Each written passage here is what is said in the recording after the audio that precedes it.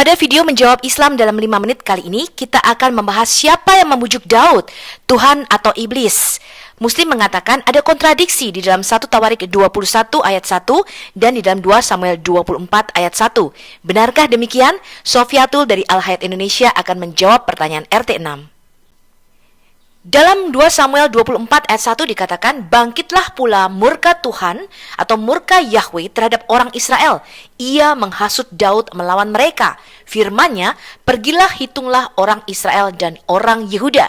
Dalam ayat ini dikatakan, Tuhan yang menghasut Daud dan Tuhan yang bangkit murkanya terhadap orang Israel. Di dalam 1 Tawarik 21 ayat 1 dikatakan, iblis bangkit melawan orang Israel dan ia membujuk Daud untuk menghitung orang Israel. Di dalam Alkitab LAI kita, ini adalah terjemahan yang keliru. Karena kata yang dipakai di dalam 1 Tawarik 21 ayat 1 harusnya kata Satan. Satan di sini merujuk kepada seorang penentang atau lawan daripada Daud. Jadi di sini Tuhan bangkit menjadi penentang atau lawan bagi Daud. Bukan kata Satan atau iblis.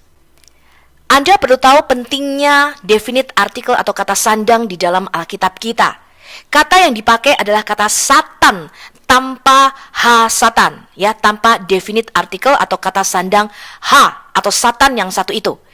Arti kata Satan itu berarti penentang atau yang berlawanan, beroposisi, lawan atau berseteru atau berseberangan.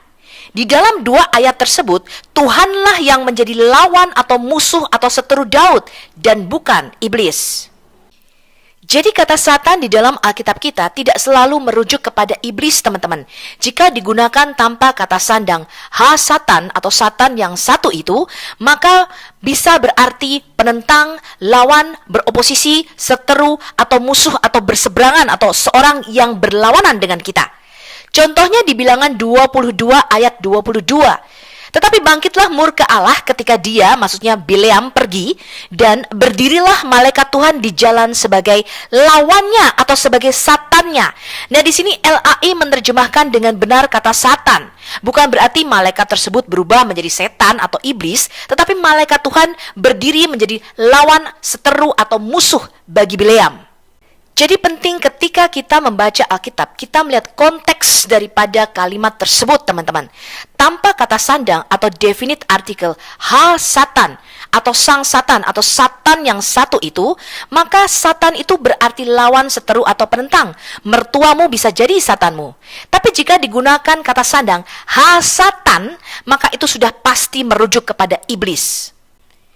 Jadi ketika kita membaca Markus 8 ayat 33 misalnya, maka berpalinglah Yesus dan sambil memandang murid-muridnya, ia memarahi Petrus, katanya, enyahlah iblis, sebab engkau bukan memikirkan apa yang dipikirkan Allah, melainkan apa yang dipikirkan manusia. Ini adalah terjemahan yang kurang pas, karena kata yang digunakan di sini adalah Satanas. Artinya, Petrus itu menjadi lawan, seteru, atau penentang Yesus. Dia beroposisi dengan Yesus. Sebab itu, Petrus memikirkan apa yang dipikirkan oleh manusia, dan bukan apa yang dipikirkan oleh Allah. Tetapi di sini Petrus tidak kerasukan iblis. Lalu kita membaca di dalam Yohanes 13 ayat 27. Dan sesudah Yudas Iskariot menerima roti itu, dia kerasukan iblis. Kata yang digunakan di sini adalah Satanas atau Satan yang satu itu. Di sini LAI menerjemahkan dengan benar. Maka Yesus berkata kepadanya, apa yang hendak kau perbuat, perbuatlah dengan segera. Di sini Yudas Iskariot benar-benar kerasukan iblis yang satu itu. Sampai jumpa pada video menjawab Islam dalam 5 menit berikutnya. Semoga Anda menyukai 5 menit menjawab Islam dari Al-Hayat Indonesia. Jangan lupa subscribe ya. Shalom.